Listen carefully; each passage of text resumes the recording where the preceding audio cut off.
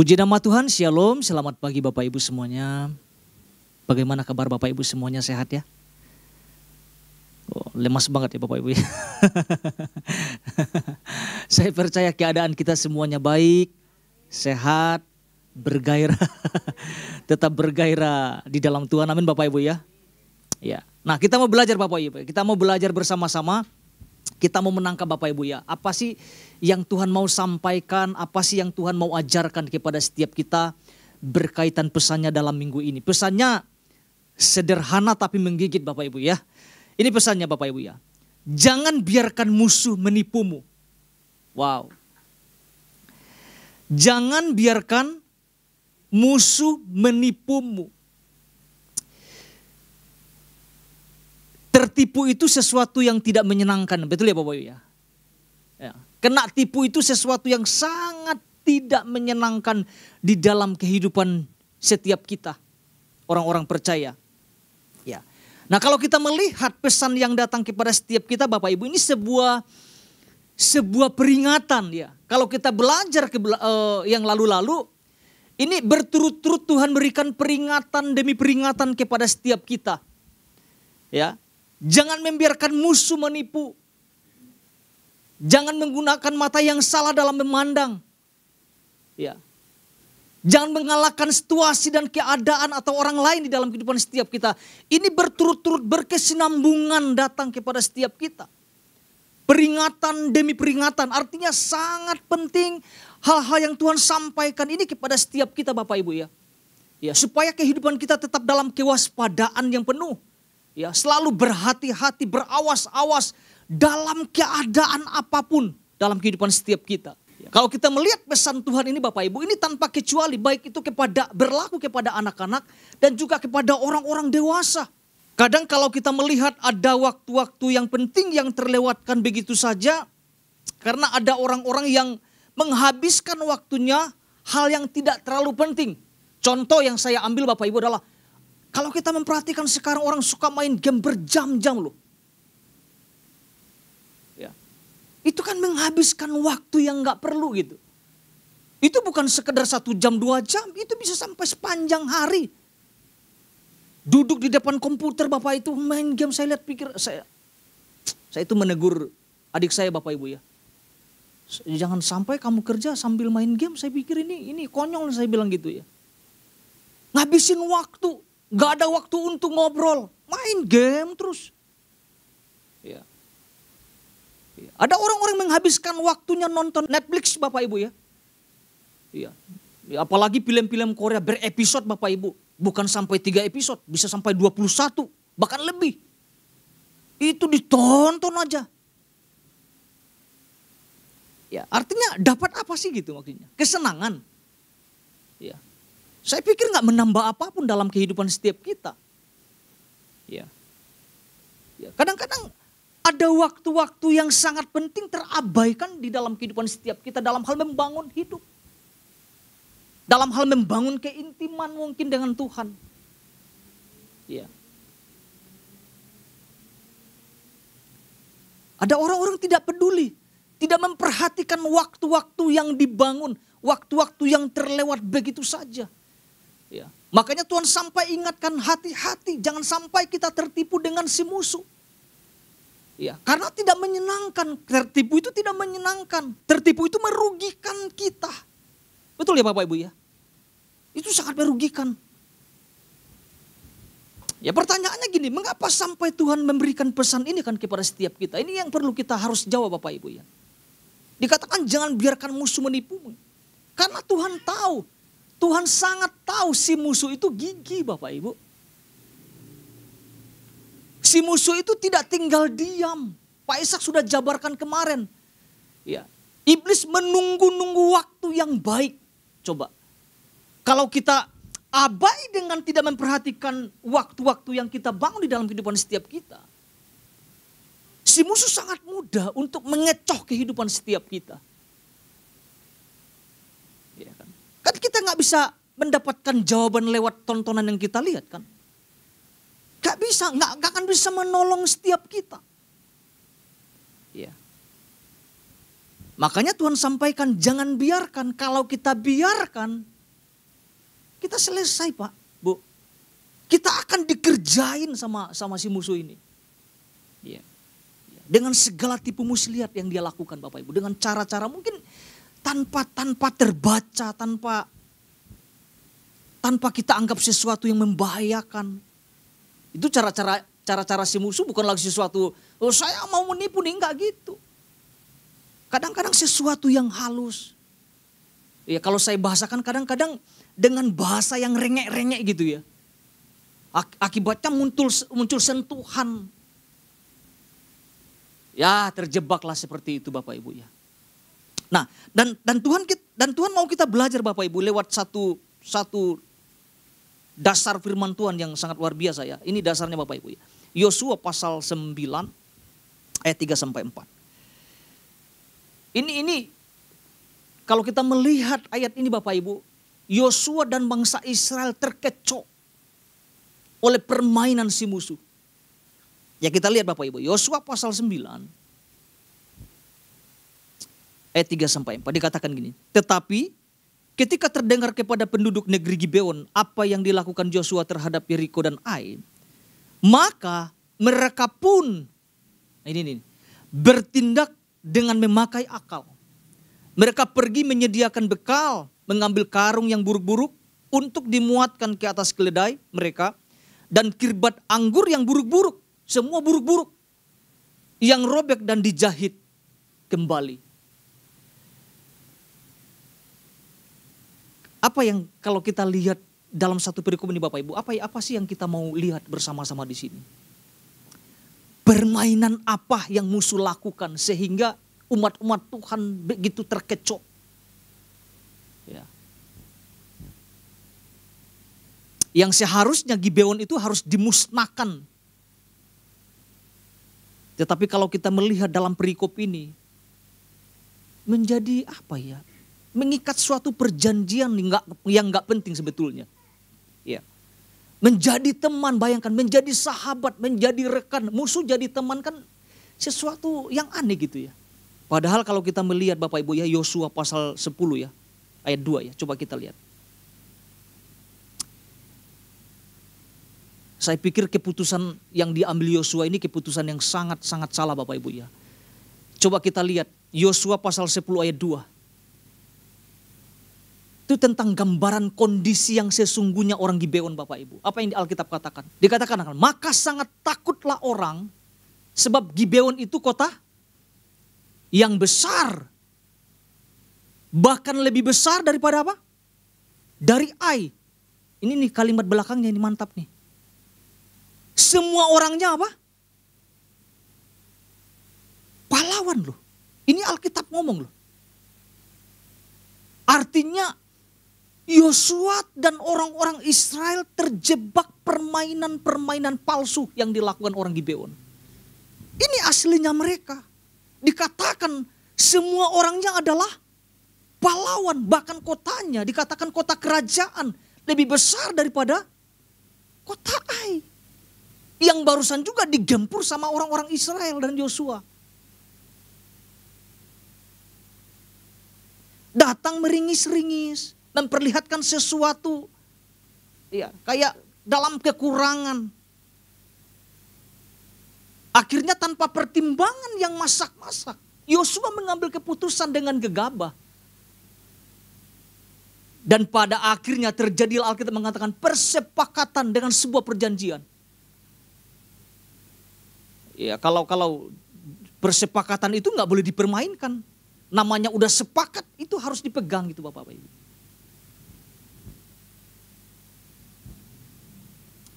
Saya bisa membayangkan Bapak Ibu kalau ada orang-orang yang datang kepada setiap kita model yang seperti yang dilakukan orang-orang Gibeon. Saya coba membayangkan kalau saya ada di dalam posisi itu kira-kira gimana ya? Begitu lusuh. Ya. Melihat bekal mereka sudah kering-kering kayak gitu ya. Secara manusia mungkin bisa tersentuh hati kita. Waduh ini perlu ditolong tuh. Mungkin tanpa pertimbangan yang lebih teliti lagi. Mungkin tanpa pikir panjang, ya sudah, kami tolong ya.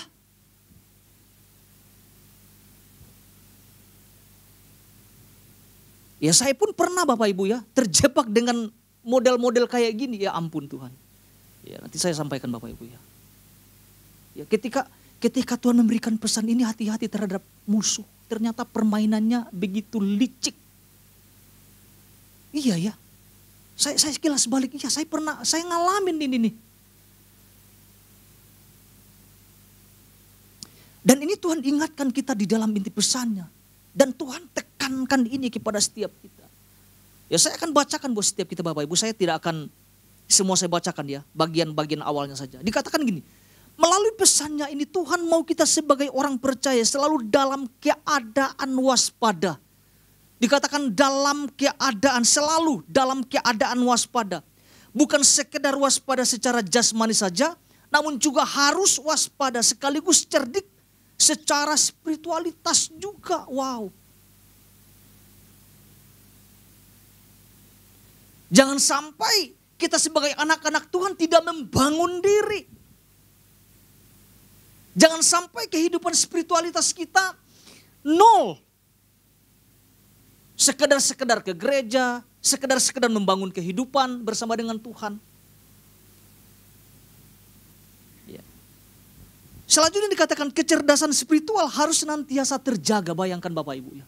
Ini Tuhan ingatkan ini kepada setiap kita. Iblis atau si musuh tetap akan selalu memanfaatkan setiap keadaan dari orang percaya. Ya. Lalu menunggu saat yang tepat untuk melancarkan aksinya. Rinci banget. Ingat dikatakan akan apa yang ia lakukan terhadap Yesus. Kita sudah belajar, Pak Ishak sudah menjabarkan ini kepada setiap kita.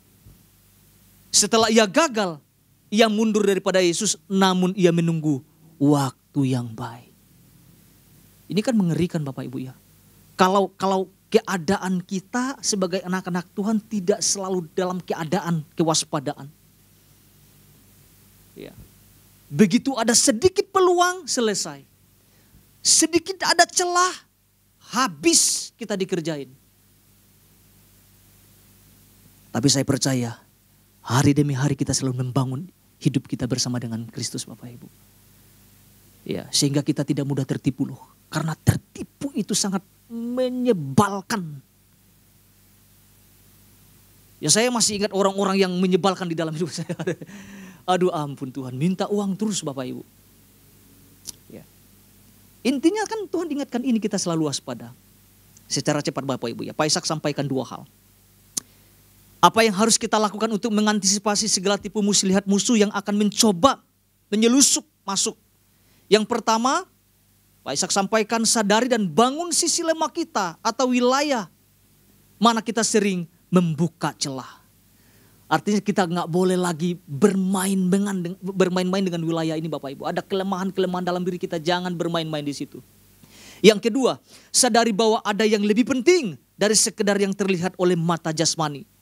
Ya, ini berbicara tentang prinsip kebenaran firman Tuhan Bapak Ibu. Nah pagi hari ini Bapak Ibu saya tidak akan panjang-panjang. Kita akan melihat satu hal, kita akan belajar satu hal.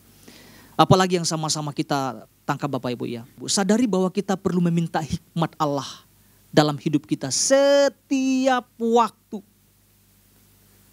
Sadari bahwa kita perlu meminta hikmat Allah dalam hidup kita setiap waktu. Kita tidak bisa mengandalkan pikiran kita yang terbatas ini. Untuk menyelidiki, untuk menyimpulkan sesuatu. Gak bisa kita hanya mengandalkan pikiran kita yang terbatas, gak bisa. Kita sangat memerlukan hikmat Allah setiap waktu di dalam kehidupan setiap kita. Ya. Kenapa hikmat itu kita perlukan? Hikmat Allah itu kita perlukan setiap waktu di dalam kehidupan setiap kita.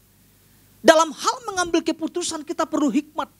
Dalam hal kita memutuskan sesuatu kita perlu hikmat. Dalam hal menimbang sesuatu kita perlu hikmat. Supaya apa yang musuh lakukan itu tidak bisa mengambil keuntungan apapun di dalam kehidupan setiap kita. Karena kalau salah keputusan, dia akan masuk bermain-main mengacak-acak hidup kita. Ya kita akan lihat apa yang terjadi dalam kehidupan Yosua dan orang-orang Israel. Ketika mereka sudah melakukan perjanjian, gak bisa lagi dibatalkan perjanjian itu. Ya. Tapi saya percaya kita punya kuasa di dalam nama Kristus. Kita bisa membatalkan setiap siasat apapun yang mencoba menggeroti. Bagaimana kadung kalau sudah perjanjian? Kalau konteks sekarang Bapak Ibu. Apakah tidak bisa dibatalkan? Ya, kalau konteks PL perjanjian itu memang sangat sulit Bapak Ibu. Tapi kalau kita mau belajar Bapak Ibu ya, ini sudah kadung perjanjian. Maka kita harus benar-benar memikirkan ini. Ya, karena akan mengambil keuntungan sebanyak-banyaknya. Makin banyak kita memberikan waktu, makin habis kita. Makanya tidak sedikit orang-orang percaya mengalami kelelahan dalam hal menjalani hidup. Nggak enak udah janji Oh, kita bisa membatalkan itu.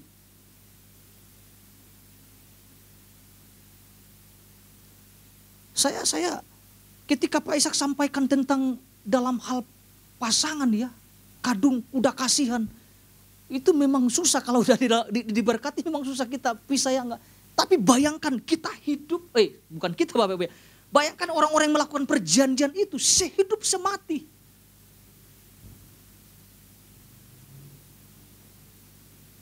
Contoh kalau mungkin Tuhan kasih bersama-sama 60 tahun, kalau orang itu salah. Maksudnya pasangan yang salah. 60 tahun hidup dalam penderitaan. Jangan sampai kita enggak ada hikmat untuk dalam hal memutuskan sesuatu, dalam menimbang sesuatu. Iblis itu sangat licik. Si musuh itu sangat licik. Musuh itu selalu berdiam diri dan melihat celah yang mungkin orang-orang percaya buka di dalam dirinya, dalam hidupnya. Ya. Ada adik saya Bapak Ibu, adik sepupu nih dari paman saya. Kuliah di Padang dia nih. Udah semester 6 ambil jurusan bahasa Inggris. Awalnya itu kan dia diminta kerja di Riau jadi pembantu Bapak Ibu ya. Saya telepon dia waktu itu ya. Udah 6 tahun lah. Saya bilang, lebih baik kuliah deh. Masih ada bantuan dari pemerintahan, nanti kita urus, aku bilang kan. Nanti saya arahin. Akhirnya saya arahin, saya ngomong sama paman saya. Kuliahlah dia ambil jurusan apa kau bilang gitu. Mau ngambil bahasa bang. Oh bagus aku bilang kan. Bagus dia ngambil. Kuliah lancar. Tiap bulan. Bang kirim uang berasku, kirim uang kosku. Oke, saya bantu semampunya gitu. Itu sampai bertahun-tahun itu. Tiap bulan saya kirim duit. Akhirnya udah semester 6 Bapak Ibu. Dengar-dengar udah menikah dia. Tanpa ada pemberitahuan apapun. Ya. Udah banyak sekali uangku keluar, aku bilang kan aduh. Saya udah senang waktunya udah kuliah dengan bagus gitu kan. Akhirnya menikah kepada orang yang salah loh.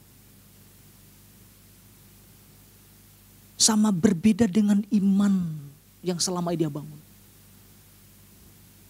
Tahu nggak apa yang terjadi sekarang Bapak Ibu? Kacau hidupnya. Saya cukup prihatin dengan keadaannya. Satu sisi mendengar cerita saya miris, saya sedih gitu. Ya, keluarga kan kamu kan hamba Tuhan, tolong dong ajarin adik. Bukan nggak diajar. Semua orang blokir nomor saya. Itu kesalahan yang fatal. Terkecoh. Dengan iming-iming ini nanti ini. Aduh, selesai itu.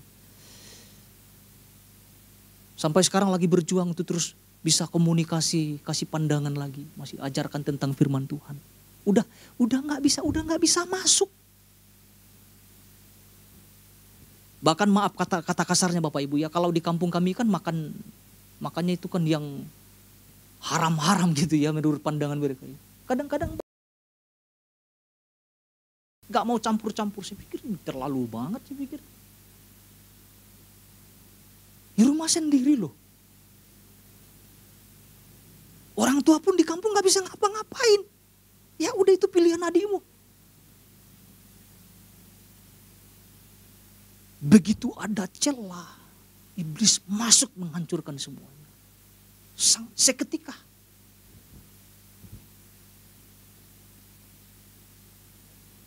Yosua ngalamin itu. Lihat kasut orang-orang Gibeon, aduh udah bekas-bekas jahitan ini. Ya udah kita putuskan yuk, kita terima mereka ya.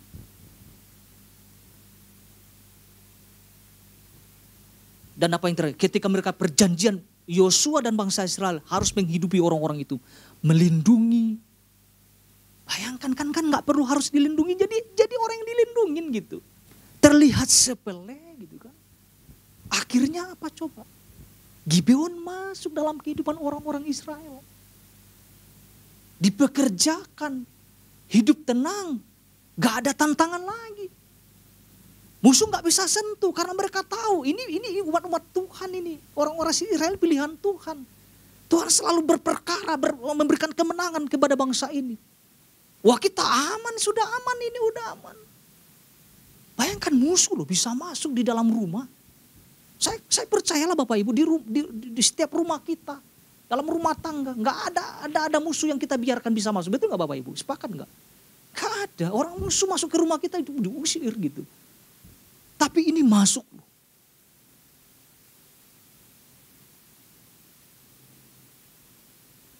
Makanya kita perlu waspada, jangan sampai si musuh memanfaatkan situasi apapun untuk dia masuk dalam kehidupan setiap kita. Ya, iya kan, musuh kan bersandiwara ya, bertopeng gitu ya. Kita mesti lebih, ya kita pun harus punya kecerdasan, Pak Ishak sampaikan itu. Selanjutnya Bapak Ibu, apa yang lagi yang kita mau sama-sama tangkap? Saya akan bagi dalam dua hal, bagian A, bagian B. Apa yang harus kita miliki ataupun bangun dalam diri kita agar si musuh tidak mengambil keuntungan apapun dalam diri kita. Yang pertama bagian A, gunakan akal sehat dan jangan bodoh.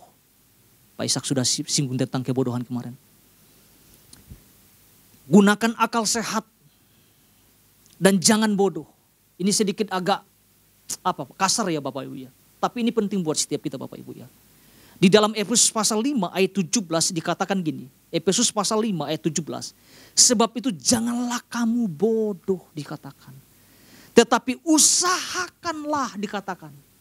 Ada usahanya ternyata. Untuk apa? Untuk belajar. Untuk belajar mendekatkan diri kita.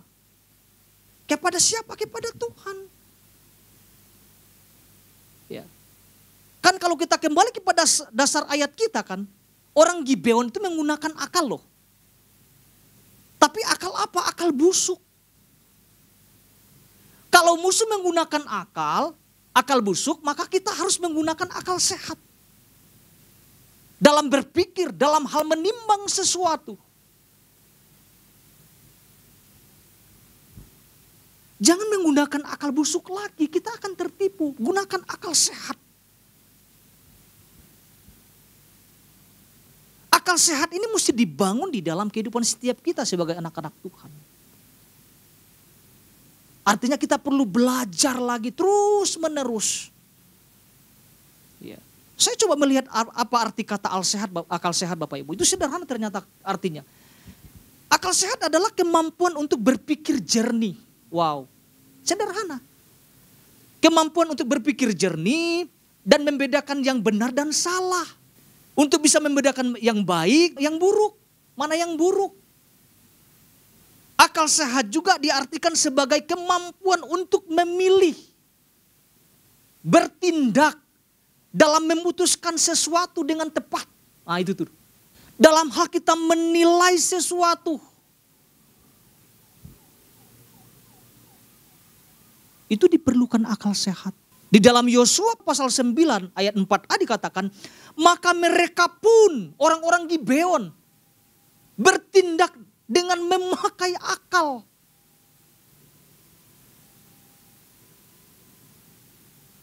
Si musuh aja menggunakan cara-cara seperti ini.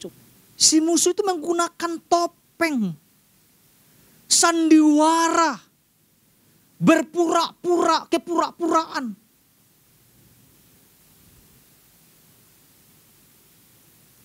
Sebenarnya si musuh itu nggak cerdas, nggak cerdik Bapak Ibu. Sedikit tekun aja untuk menunggu peluang-peluang. Iblis itu mah kerjanya cuma gitu-gitu kok.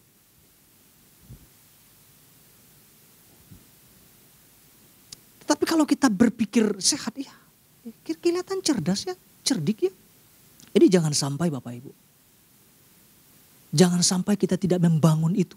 Akal sehat di dalam kehidupan setiap kita. Ya, nanti nggak punya ketajaman untuk menimbang, memilih, dan memutuskan sesuatu.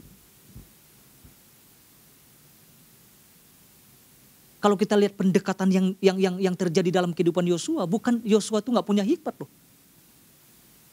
Habis menang, menggempur Yeriko, udah lupa semuanya karena udah senang gitu. Akibat terlalu senang lupa hal-hal yang sepele gitu loh. Hal-hal yang ini mah nggak akan mempengaruhi hidup kita. Oh itu iblis tahu banget itu. Kesalahan Yosua tidak melibatkan Tuhan, nggak nanya Tuhan ini boleh apa enggak? Kan Tuhan sudah dijabarkan kemarin Bapak Ibu. Ada Tuhan sudah ingatkan kok. Harus dimusnahkan. Tetapi malah dipelihara. Harus dibasmi habis.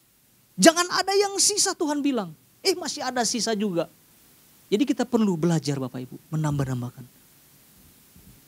Membangun sesuatu di dalam kehidupan setiap kita. Berpikir jernih.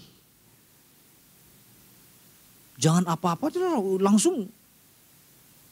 Saya kadang-kadang gak libatkan Maila Bapak Ibu ya. Ini kesalahan yang saya buat kadang-kadang. Saya tuh terlalu gampang mengambil keputusan yang cepat. Akhirnya saya menyesal sendiri. Ya kan, kata saya juga apa. Ya, istri bilang kan, ya jangan kayak gitu lagi gitu. Ya berulang-ulang gitu lagi. Ya ampun Bapak Ibu ya. Nah kita mau lihat poinnya Bapak Ibu. Saya mau sampaikan sesuatu, ya kesaksian tentang pribadi ya. Yang kedua, jangan mudah mempercayai sesuatu kalau sumbernya tidak jelas dan tidak akurat. Jangan mudah mempercayai sesuatu kalau sumbernya tidak jelas dan tidak akurat. Ya, contoh tentang berita-berita yang beredar Bapak Ibu ya. Kita perlu menyaring ulang itu tentang berita. Benar apa enggak ya? Sesuai dengan fakta atau enggak ya? Ya. Cerita orang-orang yang tidak jelas Bapak Ibu. Nah ini saya contoh Bapak Ibu. Ini tentang saya alamin Bapak Ibu. Saya itu pernah dikerjain teman-teman SMA Bapak Ibu. Tiba-tiba nelpon Bapak Ibu ya. Itu tahun lalu. Saya pernah ceritakan ke saudara Michael ya. Wah itu sandiwaranya paten kali Bapak Ibu. Waduh, di telepon saya. Nggak pernah ada komunikasi. Bayangkan SMA tahun berapa? Lulusnya 2006. Berapa tahun lalu dihubungin karena lihat mungkin IG saya. Oh ini nih Marbun kok udah lain dia ini ya. Maksudnya udah hidupnya berbeda gitu kan. Ini hamba Tuhan pula dia. Di telepon saya ku jawab pula kan Bapak Ibu. Telepon saya oke. Ini anak saya sakit. Waduh itu kalau dengar anak sakit. Ya saya belum punya anak waktu itu. Aduh ini temanku ini. Saya cepat-cepat kirim berkat buat dia. Iya oke. Yang penting bawa ke rumah sakit saya bilang segera. Oke Bang Marbun. Udah aku transfer Bapak Ibu ya. Aku kasihlah berkat dikit ya. Nelpon lagi dia. Bang, kirim lagi Bang. Aduh firasatku mulai enak. Aku libatkan si Maila kan. Ini temanku minta lagi nih. Apakah ini kayaknya memang sangat penting nih aku bilang ini. Akhirnya coba pertimbangkan lagi. Bayangkan didesak sayanya. Saya nggak buat kesalahan tapi saya didesak Bapak Ibu. Bang cepat Bang transfer. Saya mulai banyak berpikir aneh-aneh. Ini benar nggak Tuhan? Kulihatlah itu sosmednya dia. Jalan-jalan dia. Waduh, saya pikir ini saya kena tipu ini saya bilang ini. Aku bilang mana foto anakmu yang sakit itu bilang buktikan ke saya aku bilang. Coba kirim. Di situ nggak ada kiriman apapun. Dari situ tidak ada lagi nelpon-nelpon.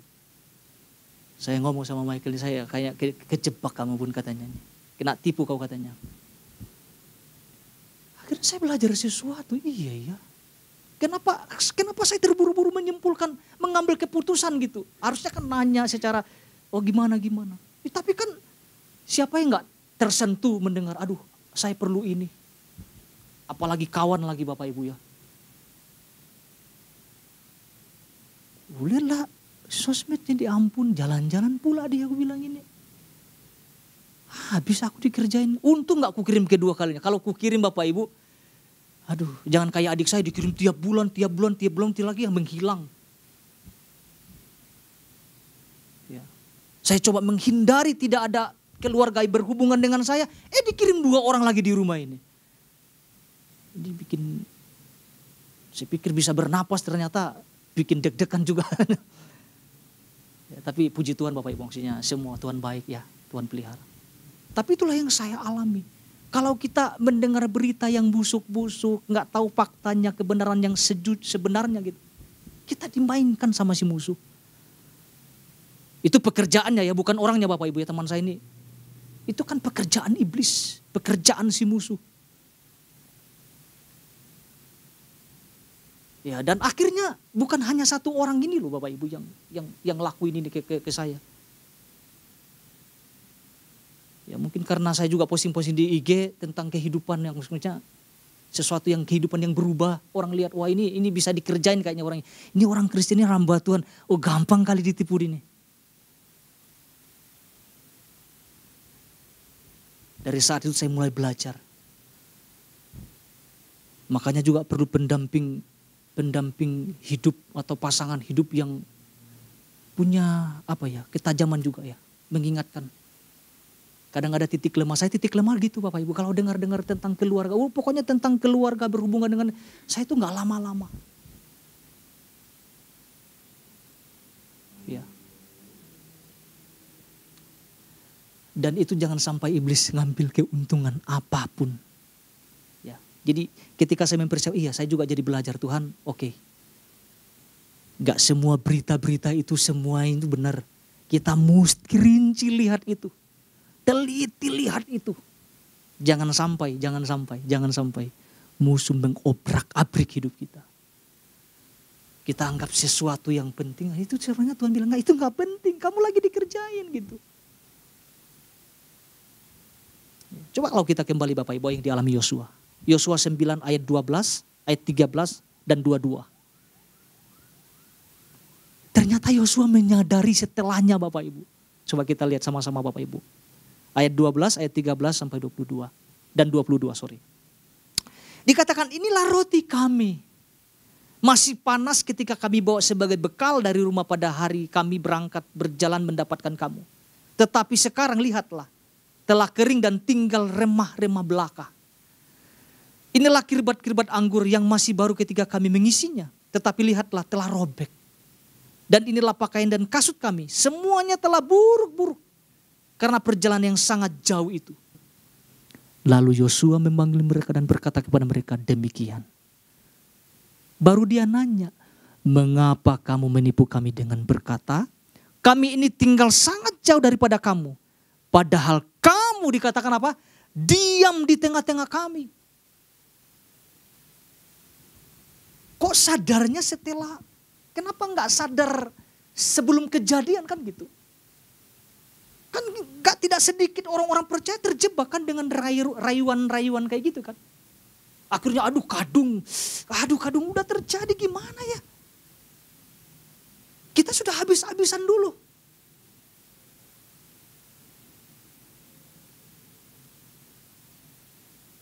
Sadar belakangan itu bahaya sekali. Mengapa kamu menipu kami dengan berkata, kami ini orang tinggal jauh. Padahal selidik demi selidik, mereka itu tinggal bersama-sama dekat gitu.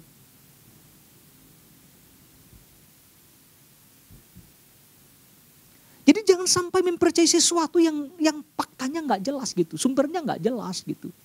Jadi kita sama-sama belajar Bapak Ibu ya, kita melihat ini. Lebih apa lagi? Lebih menyelidiki lagi sesuatu apa yang kita dengar. tawaran-tawaran. Dan saya mau sampaikan Bapak Ibu ya, hari-hari ini kita perlu mengalami yang namanya kepenuhan Roh Kudus. Ini kepenuhan itu akan menolong kita. Kepenuhan Roh Kudus akan menajamkan kita untuk melihat sesuatu. Sekalipun orang-orang berkata, hari-hari ini mah gak penuh kayak gitu-gitu mah, gak perlu kayak gitu-gitu mah. Penuh Roh Kudus apa sih? Gak perlu dikejar. Semua katakan itu orang bodoh yang ngomong kayak gitu. Saya mau sampaikan setiap waktu kita perlu ini kepenuhan. Membangun hidup kita. Karena gak akan punya ketajaman kalau kita gak penuh di dalam roh. Hikmat pikiran kita terbatas. Tapi kalau seseorang dipenuhi dengan roh Allah, pasti akan mengalami yang namanya ketajaman. Untuk menimbang, untuk melihat, untuk memutuskan sesuatu, untuk dalam hal melakukan dalam mengambil keputusan dalam setiap hari dalam kehidupannya. Itu kita perlu yang namanya dituntun. Ya, kita perlu mengejar ini Bapak Ibu, kepenuhan roh. Karena akan membuat kita melihat sesuatu. Menimbang sesuatu dengan tepat dalam kehidupan setiap kita. Sehingga si musuh tidak mengambil keuntungan apapun dalam kehidupan setiap kita. Jadi satu hal ini yang sama-sama kita tangkap Bapak Ibu ya. Kita perlu yang namanya meminta hikmat dalam hidup kita setiap waktu. Amin Bapak Ibu ya. Sama-sama kita tangkap ini. Tuhan Yesus memberkati setiap kita.